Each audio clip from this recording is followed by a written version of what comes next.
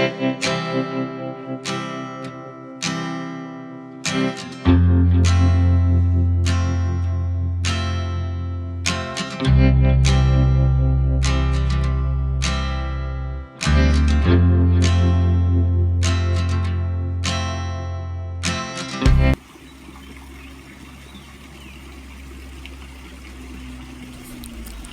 teman-teman, selamat datang di channel Mojopahit Vlog.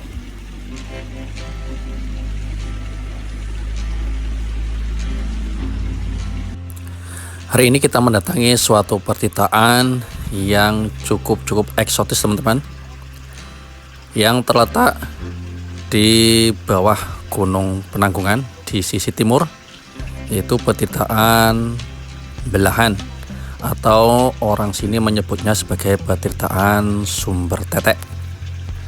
Ini terletak 700 mdpl, jadi tidak heran jika kita datang ke pertitaan ini. Suasana sejuk khas dari pegunungan sangat kental dan sangat terasa.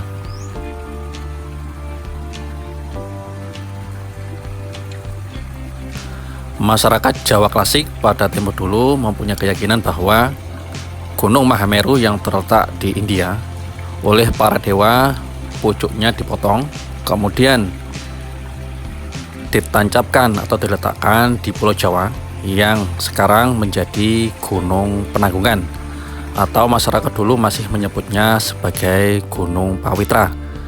Dan gunung ini disucikan oleh masyarakat sekitar. Jadi air yang berada di Gunung Penanggungan ini atau Gunung Pawitra adalah air suci atau tirta amerta yang menjadi minuman bagi para dewa. Maka tak heran sekarang banyak sekali masyarakat yang memanfaatkan air di pertitaan Belahan ini, baik itu hanya sekedar untuk dibawa oleh-oleh pulang maupun untuk kegiatan ritual atau lain sebagainya. Untuk sumber air dari pertitaan Belahan ini mengalir melalui kedua payudara Dewi Laksmi. Oleh karena itu masyarakat sekitar menamakannya sebagai pertitaan Sumber Tetek.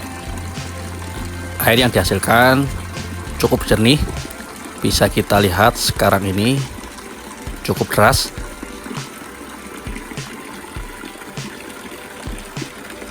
Selain itu juga mengalir melalui tembok di depan itu yang dipasang paralon. Sedangkan untuk Dewi Sri kelihatannya saluran airnya tersumbat sehingga tidak bisa memancarkan air dari sumber di atasnya.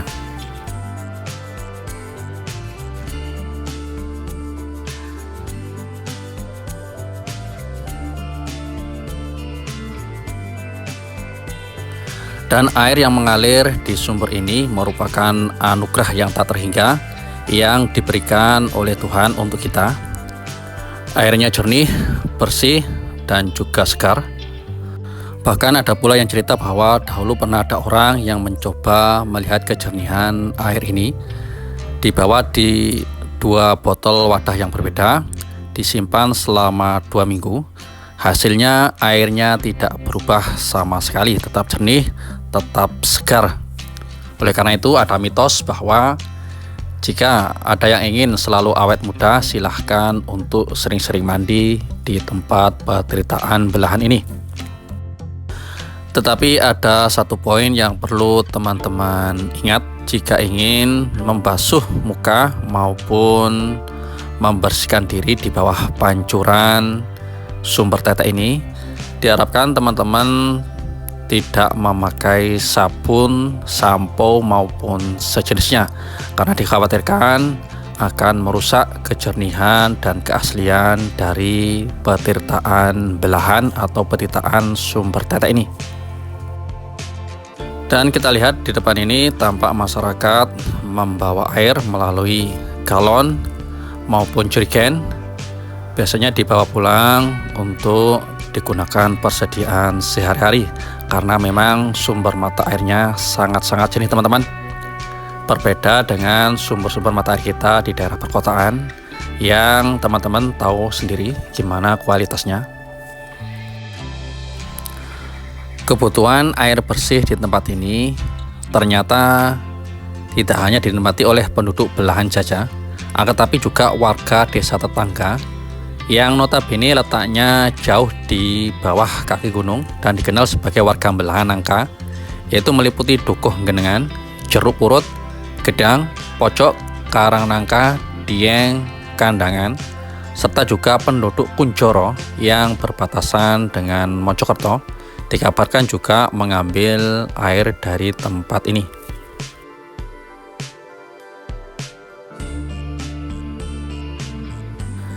Dikarenakan situs petitaan Belahan atau sumber tetek ini tidak memiliki enkripsi angka tahun, jadi para sejarawan memang berbeda pendapat tentang siapa yang membangun pertitaan ini dan tahun berapa pertitaan ini mula pertama kali dibangun. Melansir dari situs Kemdikbud, di situ dijelaskan ada 3 pendapat. Yang pertama adalah KP Rover menyatakan bahwa pertitaan ini merupakan pendarmaan dari Raja Airlangga dengan arca perwujudannya yaitu berupa Dewa Wisnu naik Garuda. Pendapat Rover ini didukung oleh NG Chrome dan juga WF Sutherham.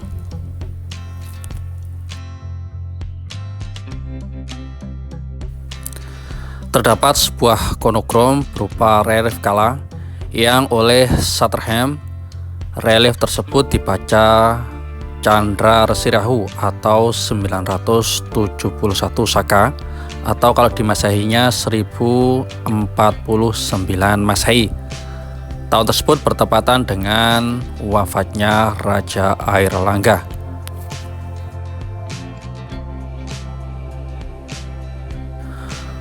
Pendapat kedua dikemukakan oleh T.H. Singh. Ia menyatakan bahwa pertitaan Belahan ini merupakan peninggalan dari Empu Sindok. Hal ini didasarkan dengan adanya prasasti Cunggrang yang berangkat tahun 929 Masehi dikeluarkan oleh Empu Sindok. Letaknya sekitar 5 km di timur laut situs Belahan ini. Di situ disebutkan bahwa ada 3 bangunan yang berada di Gunung Pawitra atau Penanggungan ini. Ketiganya adalah Dharmarama atau pertapaan. Kemudian ada Prasada Silunglung yaitu sebagai tempat pendramaan Ragian Brawang. Dan yang terakhir adalah Sang Hyang Tirta Pancuran.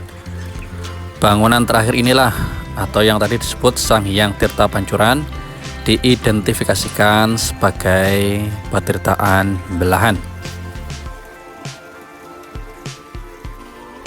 Sedangkan pendapat yang terakhir adalah dikemukakan oleh Profesor Agus Aris Munandar. Melalui analisisnya, beliau berpendapat bahwa bahan pembentuk dinding dan seni arca yang terdapat di situs Belahan ini menunjukkan bahwa gaya tersebut berasal dari masa yang lebih muda dari masa Empu Sindok. Beliau berkeyakinan bahwa Belahan sejatinya dibangun pada masa Majapahit, yaitu sekitar abad ke-14. Beliau menegaskan bahwa ciri-ciri arca sebagaimana yang dimiliki oleh 2 arca Dewi di Belahan memperlihatkan sikap kaku khas dari ciri-ciri peninggalan Majapahit.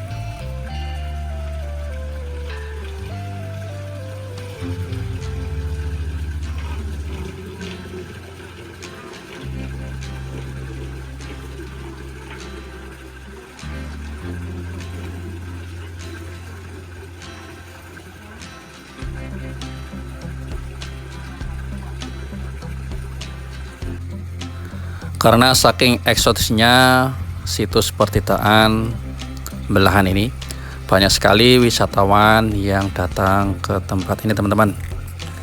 Banyak yang dari luar kota, Bali maupun luar Jawa. Bahkan tadi kami sempat berpapasan dengan rombongan dari negara Amerika yang memang datang ke tempat ini untuk menelusuri situs pertitaan Belahan ini. Kelebihan dari tempat ini selain hawanya sejuk, ciri khas dari pegunungan, juga buka 24 jam, teman-teman. Silahkan teman-teman yang datang berasal dari luar kota datang jam berapapun, tempat ini masih buka.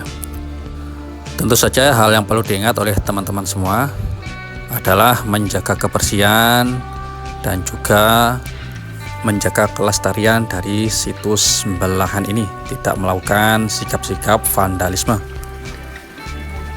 Ada yang unik di tempat ini teman-teman, yaitu adanya ikan-ikan kecil seperti ini yang jika kita berendam di dalam air akan didatangi ikan-ikan ini.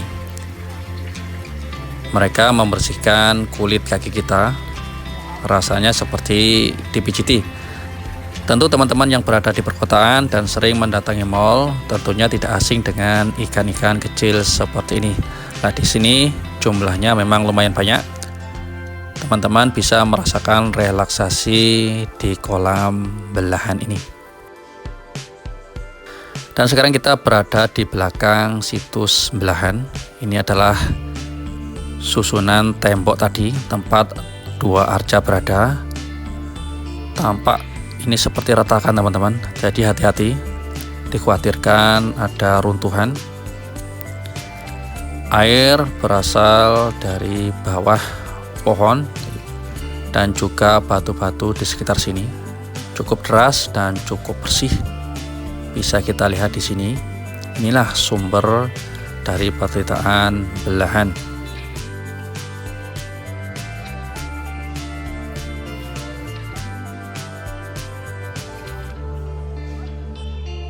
Ya, inilah teman-teman informasi tentang situs belahan atau sumber tetek yang bisa kami sampaikan. Semoga informasi ini bisa berguna untuk kita semua dan juga sebagai sarana untuk terus melestarikan peninggalan para leluhur kita. Rahayu.